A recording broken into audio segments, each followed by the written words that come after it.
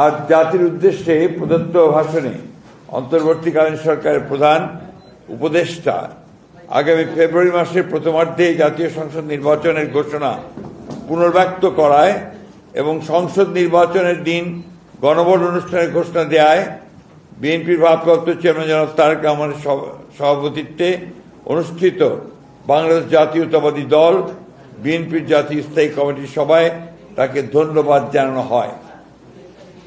একই সাথে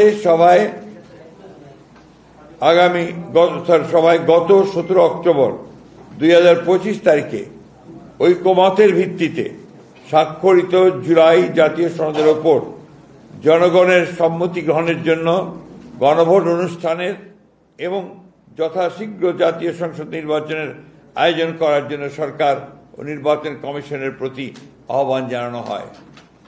আপনি পেয়েছেন তো গঠিত। আমি কি রিপিট করবো আবার? ধন্যবাদ।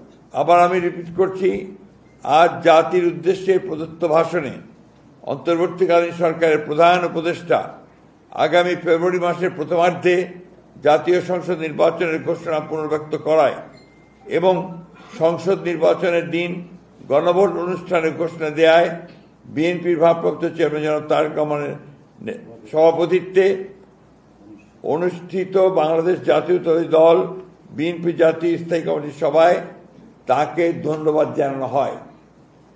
একই সাথে সভায় গত 17 অক্টোবর 2025 তারিখে ঐকমত্যের ভিত্তিতে স্বাক্ষরিত জুলাই জাতীয় সনদের উপর জনগণের সম্মতি গ্রহণের জন্য গণভোট অনুষ্ঠানের এবং যথাশীঘ্র জাতীয় সংসদ নির্বাচনের আয়োজন করার জন্য সরকার ও নির্বাচন কমিশনের প্রতি আহ্বান জানানো হয়।